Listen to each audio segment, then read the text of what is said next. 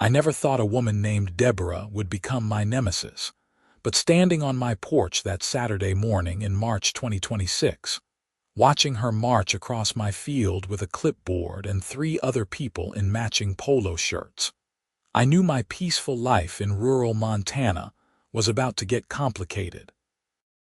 I had bought this property outside of Billings 5 years ago specifically to get away from neighborhoods, rules, and people who cared too much about what color I painted my mailbox. 20 acres of grassland with the Beartooth Mountains visible in the distance, a small creek running through the back half, and not a single neighbor within shouting distance. My closest neighbor had been old Frank Morrison, a cattle rancher who owned 300 acres to my east. We waved at each other maybe twice a year, and that was perfect. Then Frank died last summer, and his kids sold the land to a developer faster than I could blink. By October, they had broken ground on something called Meadowbrook Estates. By January, the first houses were going up. Now, in March, I was watching my solitude disappear behind a sea of identical beige houses with dark brown trim, all positioned exactly 20 feet from each other with manicured lawns that looked like they had been installed rather than grown. I had tried to ignore it. The development was on Frank's old land, not mine. They could do whatever they wanted over there. I focused on my work as a freelance software developer, took my dog Rex for long walks along the creek, and pretended that the construction noise was just temporary. But then Deborah showed up. She introduced herself as Deborah Patterson, president of the Meadowbrook Estates Homeowners Association. She was maybe 50, with that particular haircut that seemed mandatory for women in her position, short, layered, with blonde highlights that looked expensive. She wore a pale blue polo shirt with the Meadowbrook Estates logo embroidered on it, khaki capris despite the chill in the air, and spotless white sneakers. "Good morning," she called out as she approached my porch, her voice sugary sweet but with an edge that made Rex growl low in his throat. "You must be Mr. Xavier." "Ice Xavier, correct. That's right," I said, not moving from my position on the porch. "And you're on my property." "Oh, I know," she said with a laugh that didn't reach her eyes. "I just wanted to introduce myself and welcome you to the neighborhood." "I'm not in your neighborhood," I said flatly. "I was here first." "Well, technically, yes," Deborah said, consulting her clipboard. "But now that Meadowbrook Estates is fully established, we wanted to reach out to our adjacent property owners about some exciting opportunities." The 3 people with her stood behind her like a matching set of furniture. 2 women and 1 man, all wearing the same polo shirts, all with the same practiced smiles that made my skin crawl. "Not interested," I said. "You haven't even heard what I have to say," Deborah said, her smile tightening just slightly. "Don't need to. I bought this land to be left alone. That's what I intend to keep doing." "The thing is, Mr. Xavier," Deborah said, and now the sweetness was completely gone from her voice, "your property is really bringing down the aesthetic of our community. We've had several homeowners express concerns about the, well, rustic appearance of your land." I looked at my property. My house was a simple 2-story cabin with a metal roof, nothing fancy but well maintained. I had a workshop out back where I fixed up old motorcycles. There was a small barn that I used for storage. My grass grew wild because I liked it that way, and I had a vegetable garden that was currently covered in mulch waiting for spring planting. "My property looks like property," I said. "Yours looks like a movie set." "There's no need to be rude," one of the women behind Deborah said. She had a name tag that read Linda. "I'm not being rude, I'm being honest. Now please leave." "We're prepared to make you a generous offer," Deborah said, ignoring my request. "The developer is interested in acquiring your land. 20 acres would allow us to expand Meadowbrook Estates significantly. We're talking about a substantial amount of money. No, you haven't heard the number. Don't need to. This is my home. It's not for sale. Deborah's jaw tightened. Perhaps you should think about it. Living next to a thriving community like ours will have certain implications. There will be increased traffic, community events, children playing. It might get quite noisy for someone who values their privacy as much as you do. Is that a threat? Of course not, Deborah said with that fake smile again. Just a statement of fact. We'll be in touch, Mr. Xavier. I'm sure once you've had time to consider, you'll see the wisdom in our offer. They left, walking back across my field toward the development. I watched them go, feeling something cold settle in my stomach. I had dealt with pushy people before, but there was something about Deborah that set off alarm bells. I should have trusted those instincts. 2 weeks later, I got my first letter from the Meadowbrook Estates HOA. It was delivered by regular mail, addressed to me at my property, and it was the most ridiculous thing I had ever read.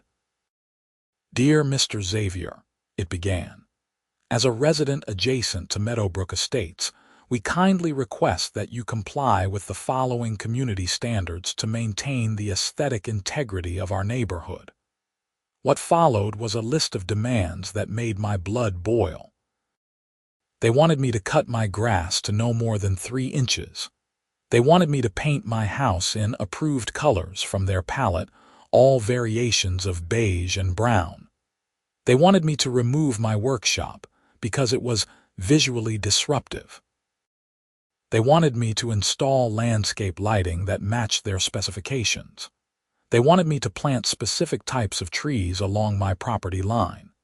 The letter concluded with, "Failure to comply with these standards within 30 days may result in penalties and legal action." I called my lawyer immediately. His name was Martin Chen, and he had handled the purchase of my property. He was a good guy, straightforward and practical. "Can they do this?" I asked after reading him the letter over the phone. "Absolutely not," Martin said. "You're not part of their HOA. You never signed any agreement with them. This letter has 0 legal standing. They can't enforce anything on your property. So I just ignore it, burn it, frame it, and hang it on your wall. Do whatever you want with it, but I'd recommend keeping it, just in case this escalates. Document everything. You think it will escalate? HOAs are weird, Isaac. I've seen them do some crazy things. Just keep records of everything." I took his advice. I filed the letter away and went back to my life. But I also installed security cameras around my property, 4 of them covering all the main access points. Call it paranoia, but something told me this wasn't over.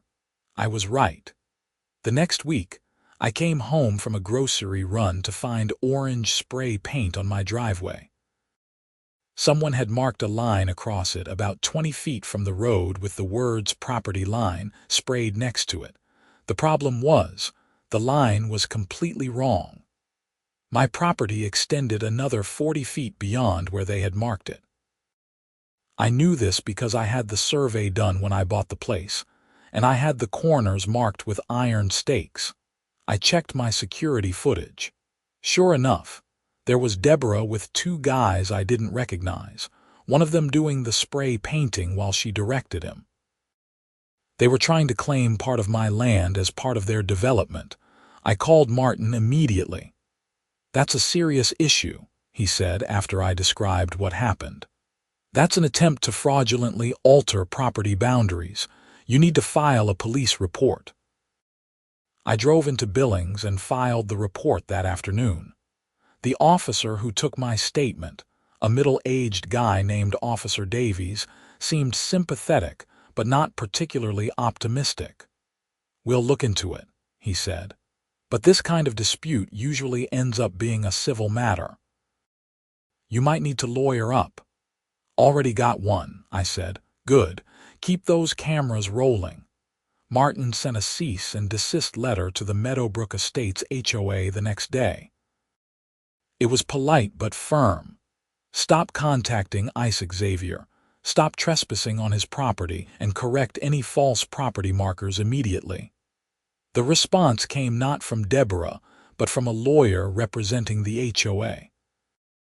The letter claimed that there was a good faith dispute about the property boundaries and that the HOA had legitimate concerns about my property's impact on their home values.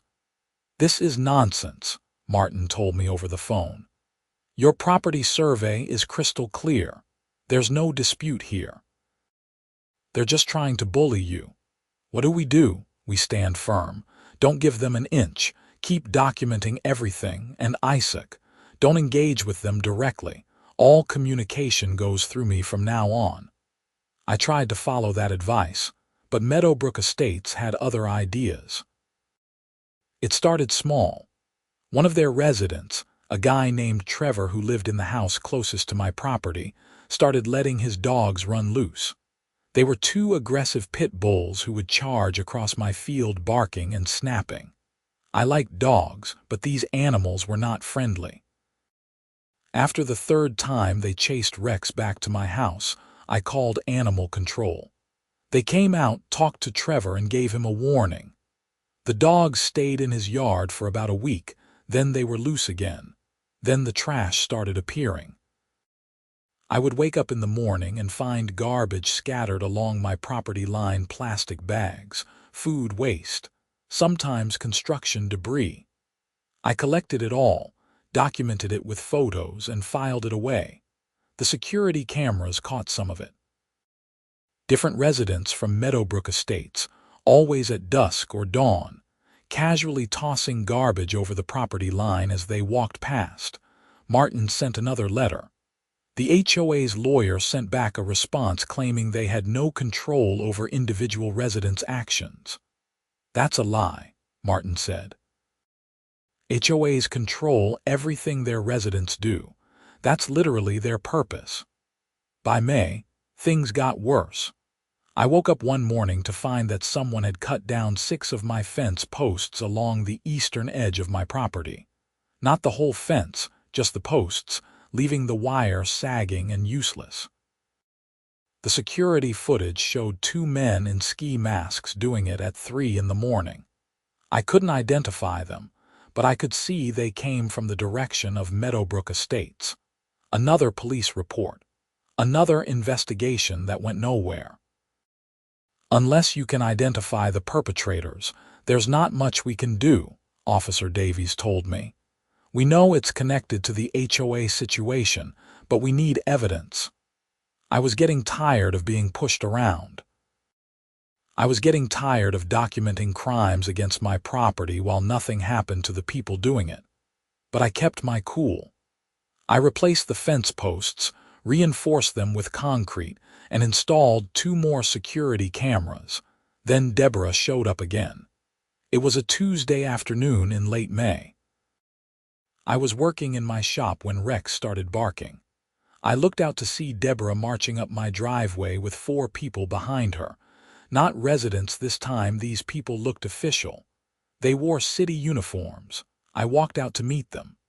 "Mr. Xavier," Deborah said with that poisonous smile. "These are inspectors from the county. We've filed several complaints about code violations on your property." "What violations?" "Shall we start with the list?" Deborah said, consulting her ever-present clipboard. "Unpermitted structures, improper sewage disposal, fire code violations, zoning violations, all of which are nonsense," I said, looking at the inspectors.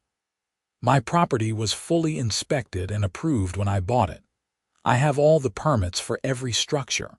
Everything is up to code."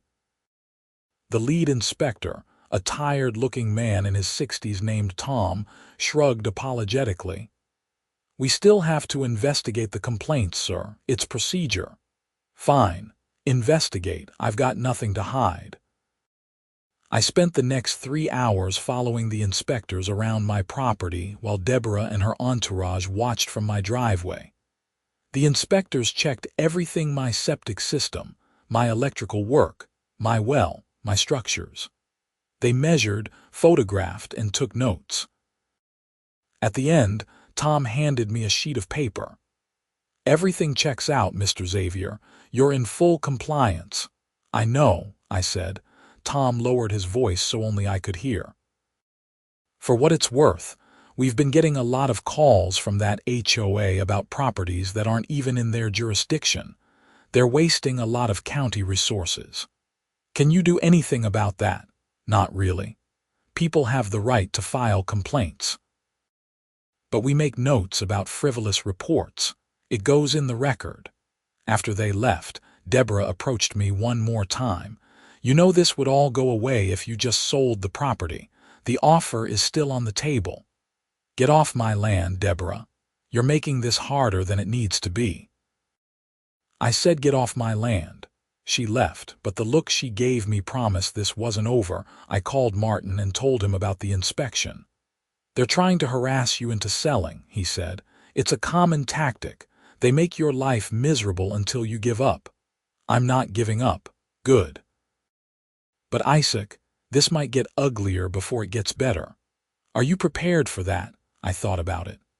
I thought about my peaceful life before Meadowbrook Estates, about my quiet mornings with coffee on the porch, about the way the sunset lit up the mountains. I thought about letting bullies win. "Yeah," I said. "I'm prepared." June brought a heat wave to Montana, and with it, a new level of aggression from Meadowbrook Estates. Someone filed a false report with the fire department claiming I was burning hazardous materials on my property.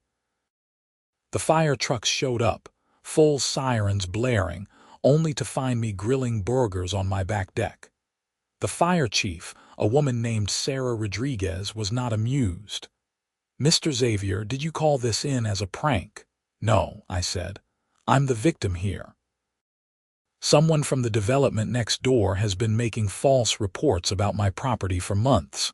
She looked over at Meadowbrook Estates, then back at me. "You're the guy with the HOA problems. Word gets around in a county this size." "Yeah." "Look, I'll make a note that this was a false report, but you need to get this sorted out. We can't keep sending trucks out here for nothing." "I'm trying." After she left, I noticed something. Several Meadowbrook Estates residents had gathered at the edge of their development, watching my property. There were maybe a dozen of them, all standing in a line like spectators at a show. Some of them had their phones out, recording. It was creepy as hell. That night, I sat down with a beer and really thought about my situation. I could keep fighting, keep documenting, keep filing police reports that went nowhere. Or I could give them what they wanted, not the property, but a clear message that I wasn't going anywhere. I needed a fence. Not just a fence, a statement fence. I spent the next day researching fencing options and property rights in Montana. I called Martin and ran my idea past him. "You want to build a fence along your property line," he said. "That's completely legal. You don't need anyone's permission to fence your own property, even if it blocks their view. Isaac, you could build a 30-foot wall if you wanted, as long as it's on your property and meets local codes. They have no say in what you do on your land. What if they try to stop me? Then they're trespassing and interfering with legal construction. Document everything, and I'll handle any legal challenges." I made some calls. By the end of the week, I had hired a fencing company out of Billings called Rocky Mountain Fence and Post. The owner, a guy named Dave, came out to look at the property on a Saturday morning. "You want a fence along the entire eastern boundary?" he asked, looking at my property map. "That's right. 8 feet high, solid panel, treated wood. I want it built exactly on the property line, not an inch over." "That's a long fence. We're talking about, almost half a mile." 1,800 feet, according to the survey. Dave whistled. "That's going to cost you probably 40 grand, maybe more depending on soil conditions." "I don't care about the cost. How fast can you do it? If you're serious, I can get a crew out here Monday." We'd need to do another survey to make sure we're on the exact property line. I'm not getting sued because we're 6 inches off. I'll hire the surveyor. You just build the fence. You got it. I hired a surveying company that same day. They came out Monday morning and spent 6 hours carefully mapping my eastern property line, placing stakes every 50 feet. I took photos of every stake, documented the surveyor's report, and sent copies to Martin. The surveyor, a professional woman named Jennifer, seemed amused by the whole situation. "Let me guess," she said. "HOA dispute. How did you know? We've been doing a lot of boundary surveys around new developments lately. HOAs like to push their limits. This line is clear as day, though you're well within your rights." That's what I needed to hear. Dave and his crew showed up Tuesday morning with 2 trucks full of materials and a small excavator.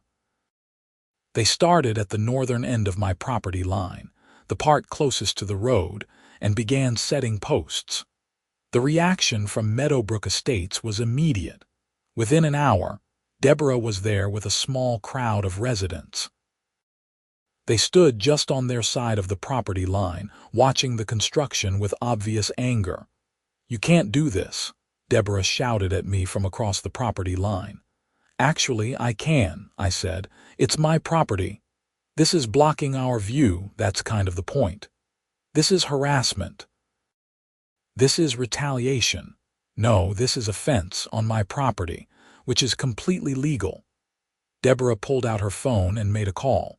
20 minutes later, a police car pulled up.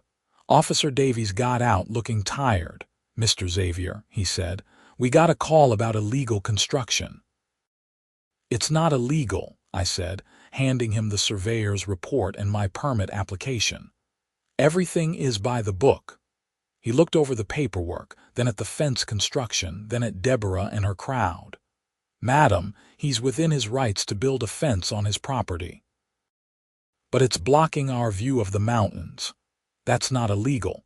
If the fence is on his property and meets code requirements, he can build it. This is harassment. Madam, if anyone is being harassed here, it's Mr. Xavier. I've taken multiple reports about vandalism, trespassing, and harassment against him. I suggest you and your residents stay on your side of the property line and let him build his fence in peace." Deborah's face turned red, but she didn't leave. She and about 10 residents stayed there all day, watching the fence go up, occasionally shouting complaints or insults. I ignored them. Dave and his crew ignored them. By the end of the day, they had completed about 200 feet of fence solid, 8 feet tall, stained a nice dark brown. It looked professional and permanent. It also completely blocked the view of my property from Meadowbrook Estates. The next morning, I discovered the fence had been vandalized overnight. Someone had spray painted obscenities on it and tried to kick in several panels. The damage wasn't severe, but it was deliberate. My security cameras caught it all. 3 men from Meadowbrook Estates, including Trevor with the aggressive dogs, coming onto my property at 2 in the morning and attacking the fence. I had faces. I had video. I had evidence. I called Officer Davies and showed him the footage.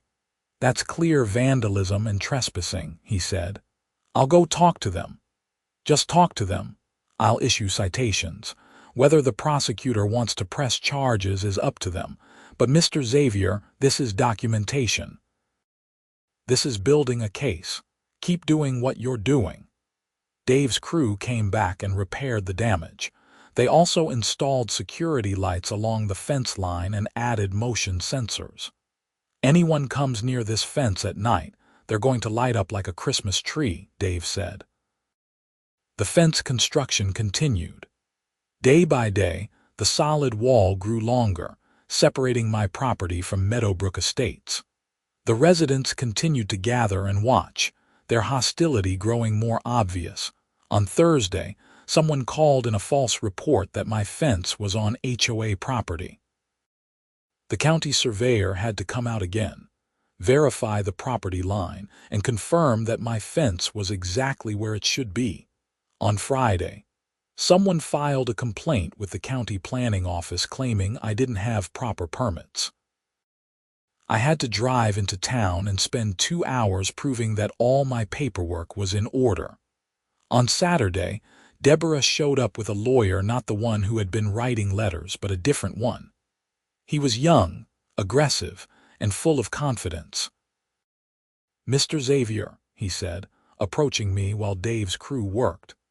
"I'm Robert Stevenson, counsel for Meadowbrook Estates HOA.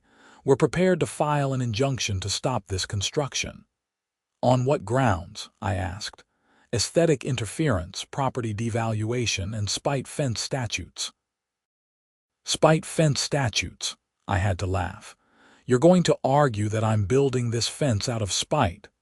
"That's exactly what this is," Stevenson said. "You're deliberately constructing an eyesore to harm property values in Meadowbrook Estates." "I'm building a fence on my property to protect my privacy and keep your residents from trespassing, vandalizing, and harassing me. I've got months of documentation proving the harassment. Try filing that injunction and see what happens." Stevenson looked less confident. "We'll be in touch." After he left, I called Martin. "They're threatening an injunction." "Let them try," Martin said. "I've been reviewing Montana fence law. They don't have a case. Spite fence laws require proof that the only purpose of the fence is to annoy the neighbor and that it serves no legitimate purpose. You have legitimate purposes: privacy, security, and protection from documented harassment. Plus, an 8-foot fence is completely reasonable. It's not like you're building a 40-foot wall." So I just keep building. They're bluffing. By the end of the second week, the fence was complete. 1,800 feet of solid, 8-foot-tall wooden panels, stained a dark brown that matched my house, running along the entire eastern border of my property. It was beautiful in its own way, a clear, undeniable statement that this was my land, and I would defend it. The effect on Meadowbrook Estates was dramatic. All the houses on the eastern edge of the development, the ones closest to my property, now had their view of the open land and mountains completely blocked by a solid wall of wood. Their perfectly manicured backyards now looked out at nothing but fence. I almost felt bad. Almost. Then I remembered the spray paint, the garbage, the cut fence posts, the aggressive dogs, the false reports, and the months of harassment. And I felt just fine about it. The week after the fence was completed, things got quiet. Too quiet. No one from Meadowbrook Estates approached my property. No more garbage appeared. No more vandalism. Even Trevor's dog stayed in his yard. I didn't trust it. "They're regrouping," Martin said when I told him. "They're probably consulting with lawyers trying to figure out their next move. You think they'll sue? Maybe. But they don't have a strong case. More likely they'll try a different approach." He was right. 3 weeks after the fence went up, I received a certified letter from the Meadowbrook Estates HOA. It was an offer to purchase a 10-foot wide easement along my property line for $50,000. The letter explained that they wanted to create a community walking trail, and that purchasing an easement along my fence would allow them to develop this amenity. In exchange for the easement, I would receive payment, and they would maintain the area. It sounded reasonable on the surface. But I wasn't stupid. "Don't do it," Martin said immediately when I called him. "An easement gives them legal access to your property. Once they have that, they can use it to cause all kinds of problems. They could claim maintenance issues with your fence. They could expand the easement. They could create access disputes. This is a Trojan horse." That's what I thought. Send them a polite decline. Don't explain, don't justify, just say no thank you. I declined the offer. 2 days later, the HOA increased it to $75,000. I declined again. 3 days after that, they offered $100,000. "They're desperate," Martin said. "They need some kind of access or claim to your property. Stand firm." I stood firm. Each decline seemed to make them more aggressive. The letters became less polite, with phrases like unreasonable stubbornness and lack of community spirit. Then, in mid-July, something changed. I was sitting on my back deck one evening when I heard shouting from the direction of Meadowbrook Estates. It wasn't directed at me, it sounded like an argument between residents. The shouting continued for about 20 minutes, then stopped. I thought nothing of it until the next morning when I checked my security cameras and saw something interesting. During the night, someone had thrown something over my fence from the Meadowbrook Estate side. Not garbage this time, it looked like papers. I walked over and found a manila envelope lying in my grass about 10 feet from the fence. Inside were documents, HOA meeting minutes, financial records, and a series of emails. I spread them out on my kitchen table and started reading. What I found made my blood run cold. The documents showed that the Meadowbrook Estates, HOA, had been systematically pressuring residents who lived along the eastern edge of the development to participate in the harassment campaign against me. Residents who refused were fined for spurious violations, had their architectural requests denied, and were generally made miserable until they either complied or moved. The meeting minutes showed discussions about my property that dated back before Deborah had even first approached me.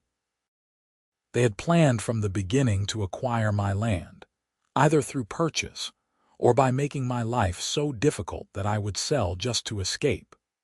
The financial records showed that the developer had promised to pay the HOA a substantial finder's fee if they successfully convinced me to sell. That's why Deborah was so personally invested. She stood to make over $200,000 if I sold. The emails were the worst. There were exchanges between Deborah and several residents coordinating the harassment. One email explicitly discussed cutting my fence posts. Another discussed letting aggressive dogs run loose on my property. A third discussed making false reports to county agencies. These weren't just harassment. These were coordinated crimes, documented in writing by the HOA leadership. There was also a note, handwritten, attached to the envelope. "I can't be part of this anymore. They're destroying our community. Please do something." I spent an hour photographing every document, making digital copies, organizing everything. Then I called Martin. "You need to see this," I said. "Today." Martin drove out that afternoon. I spread all the documents across my dining room table and walked him through everything I had found. His expression grew darker with each page. "This is criminal," he said finally. "This isn't just harassment. This is conspiracy, vandalism, filing false reports. Trespassing this is a pattern of criminal behavior." What do? We go to the police. Not just Officer Davies, we need to go to the detective division. This is serious. We drove into Billings that afternoon and met with Detective Karen Holmes at the police station. She was a sharp-eyed woman in her 40s who listened to our whole story without interrupting, then carefully reviewed all the documents I had brought. "This is substantial," she said. "Who gave you these documents? They were left on my property anonymously. I don't know who by. But you suspect it was a Meadowbrook Estates resident?" The note suggested someone who lives there, yes. "We'll need to verify these documents are authentic, but if they are, we've got multiple criminal violations here. Let me start an investigation." "How long will that take?" "Depends on how cooperative people are." "But Mr. Xavier, I want you to be prepared. Investigations like this can take months. And even when we have evidence, getting prosecutions on these kinds of charges can be tricky." "I understand. I just want it on record." "It will be. And in the meantime, continue documenting everything. If there's any more harassment, Report it immediately. We left the police station with mixed feelings. On one hand, finally someone was taking the situation seriously. On the other hand, I had no idea what would happen next or how long it would take. The next week was tense. I kept expecting Deborah to show up or for something else to happen, but my property stayed quiet. I worked, took care of Rex, and tried to relax. Then, on a Friday evening, Officer Davies showed up at my door. "Mr. Xavier," he said, "I wanted to give you a heads up. Detective Holmes has been interviewing residents of Meadowbrook Estates. From what I hear, people are talking. The investigation is active." That's good news, right? It is. But it also means tensions might escalate. The HOA leadership knows something is happening. Just stay alert. He was right to warn me. The next day, Deborah showed up at my property line, not crossing it, but standing right at the fence, shouting, "You're destroying this community," she yelled. "You selfish, stubborn man. All we wanted was to make a fair deal, and you've turned it into this nightmare." I didn't respond. I just watched from my porch as she ranted. "You're going to regret this. We have lawyers. We have resources. You're just one person." After about 10 minutes of this, she finally left.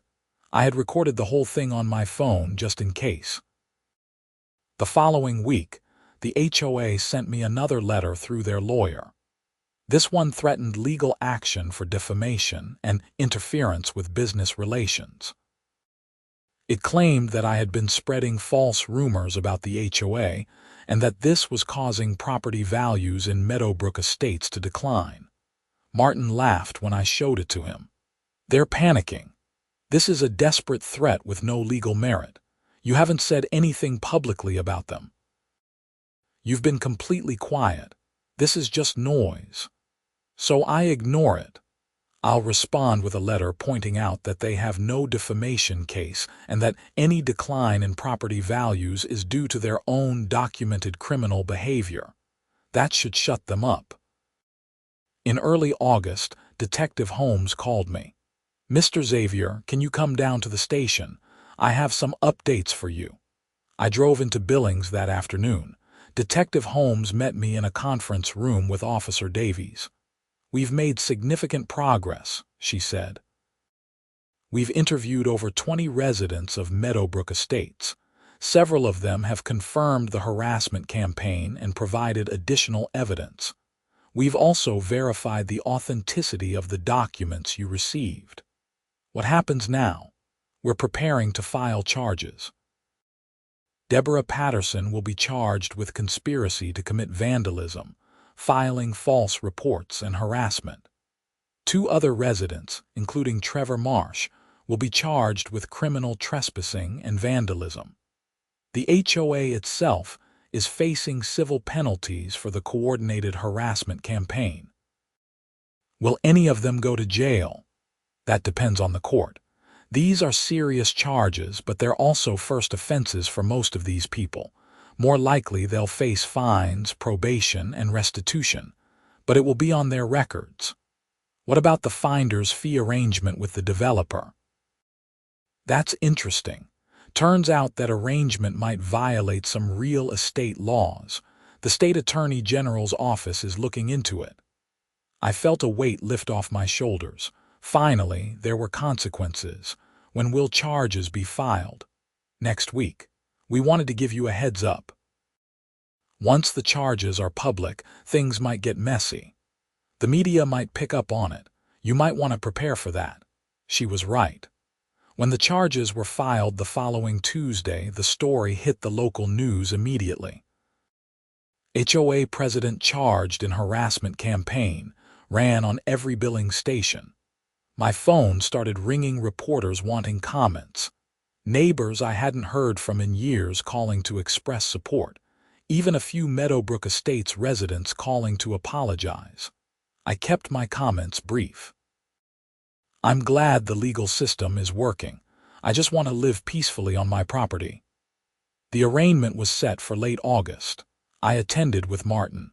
The courtroom was packed. Apparently, this case had touched a nerve in the community. Several Meadowbrook Estates residents were there, some supporting Deborah, others clearly angry at her. Deborah looked smaller without her clipboard and polo shirt. She wore a conservative suit and kept her eyes down.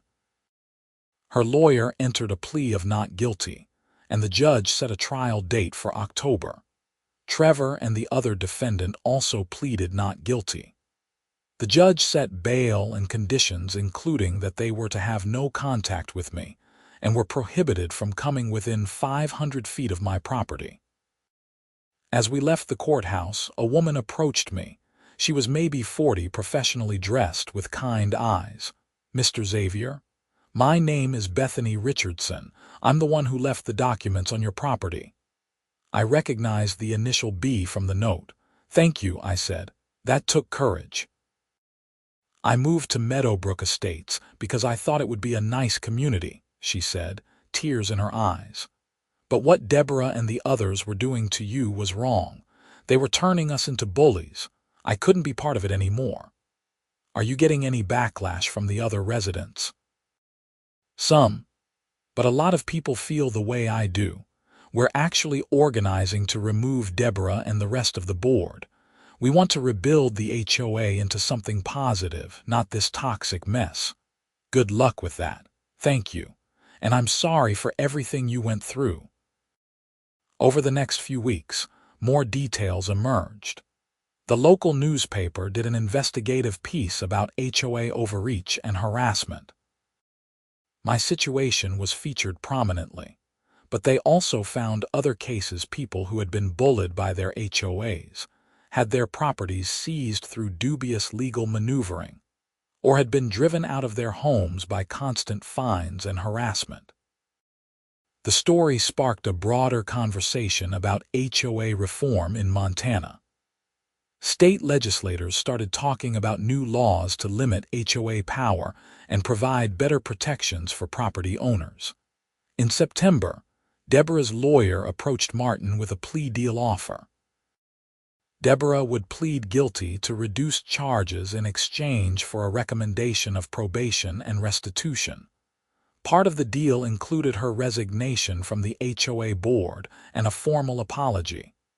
"What do you think?" Martin asked me. "What are the alternatives? We go to trial. Maybe she gets convicted on all charges, maybe not. Trials are unpredictable. This way you get a guaranteed outcome and she takes responsibility." "What about the others?" "Trevor and the other defendant are likely to take similar deals. None of them want to risk a trial. And the HOA itself. They're negotiating a settlement with the county for the false reports. They'll pay substantial fines and implement new oversight procedures." I thought about it.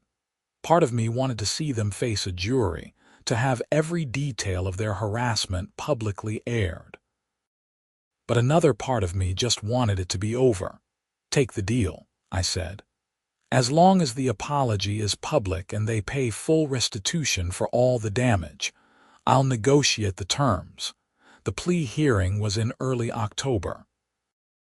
Deborah stood before the judge and formally pleaded guilty to harassment and conspiracy charges. The judge accepted the plea and sentenced her to 2 years probation, 200 hours of community service, and restitution to me in the amount of $65,000 covering my fence, legal fees, and the cost of repairing all the vandalism. Trevor and the other defendant received similar sentences. As part of the plea agreement, Deborah had to read a public apology in court. She stood at the microphone, her voice shaking. "I apologize to Xavier for the campaign of harassment that I organized and participated in. My actions were wrong and illegal.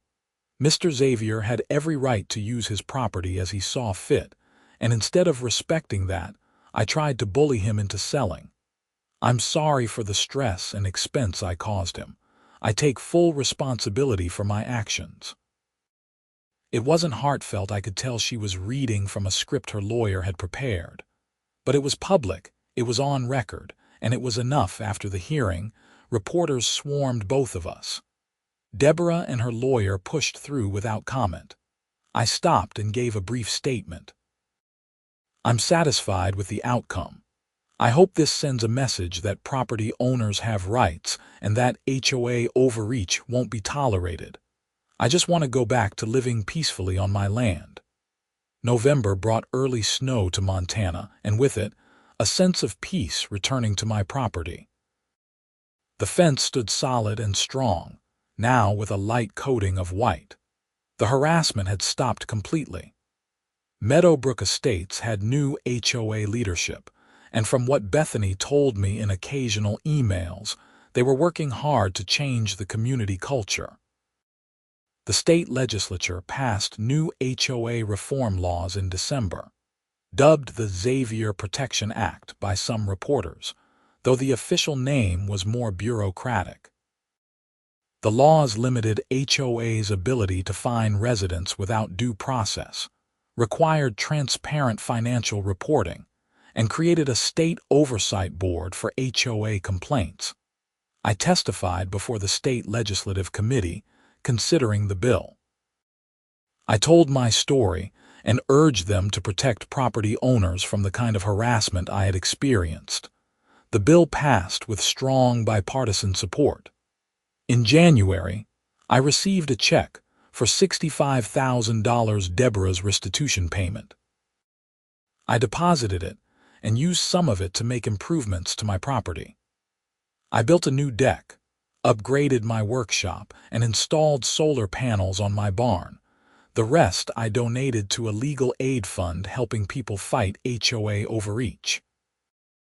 If my experience could help others, then maybe it was all worth something. By February, a year after Deborah had first marched across my field with her clipboard, life had returned to normal. I worked from my home office, took Rex on long walks by the creek, and enjoyed the quiet.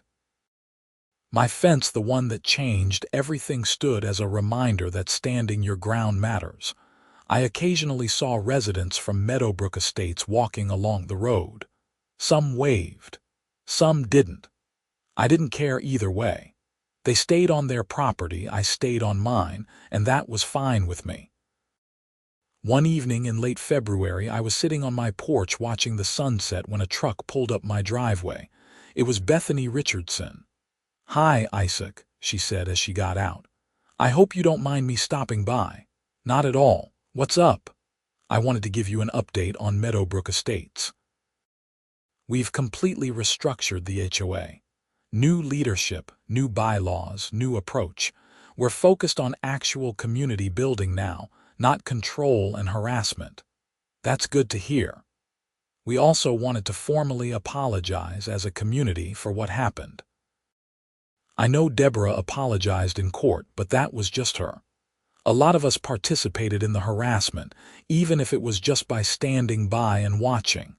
We're sorry. I appreciate that. And we wanted to ask if you'd be willing to come to one of our community meetings. Not as a member, you're not part of the HOA and you never will be, but as a neighbor. We'd like to find a way to actually be good neighbors. I thought about it. Part of me wanted to refuse, to keep the fence between us as a permanent barrier. But another part of me recognized that Bethany and others had taken real steps to change. "Maybe," I said. "Let me think about it." "That's fair. Take your time." After she left, I sat on my porch for a long time, thinking about fences and neighbors and community. The fence had been necessary. It had protected my property and my rights. But maybe it didn't have to be a permanent wall between us. Maybe, with time and trust, neighbors could be neighbors again. But that fence was staying up. Some boundaries are worth maintaining. 2 months later, in April, I attended my first Meadowbrook Estates community meeting. Not as a member, but as a guest and neighbor. The meeting was different from what I imagined HOA meetings were like under Deborah's leadership. People were friendly, discussions were civil, and the focus was on genuine community issues: organizing a neighborhood cleanup, planning a summer barbecue, discussing playground safety. At the end of the meeting, The new HOA president, a retired teacher named Margaret, asked if I wanted to say anything. I stood up, feeling a bit awkward. "I just want to say I appreciate the changes you've all made. What happened last year was difficult for everyone. But you've shown that communities can change, and that means something. I'm glad to be your neighbor." There was applause. Several people came up afterward to shake my hand and chat. It felt genuine. As I drove home that evening, I realized something important. The fence had changed everything, not just by protecting my property, but by forcing everyone to confront what kind of community they wanted to be. Deborah had wanted control. She had wanted compliance. She had seen my property as an obstacle to her vision and had tried to eliminate it through harassment and intimidation. But the new leadership wanted something different. They wanted neighbors who respected boundaries. They wanted a community built on mutual respect, not fear and control. The fence stood as a reminder of both the darkness of what had happened and the light of what could be. I pulled into my driveway and Rex bounded out to greet me. I looked at my property, my house, my workshop, my fence, and felt contentment settle over me like the evening light. This was my land. I had fought for it, defended it, and won. The fence had changed everything, but what it had really done was protect what mattered. The right to live on your own terms, on your own property, without being bullied or controlled. That night, I sat on my porch with a beer and watched the stars come out over the mountains. The fence was a dark line in my peripheral vision, solid and permanent. Beyond it, Meadowbrook Estates was quiet, lights glowing in windows, families settling in for the evening. We were neighbors now, separated by a fence but connected by the understanding that boundaries matter, that respect matters, and that sometimes you have to stand your ground to find peace. The fence would stay. So would I, and that was exactly how it should be.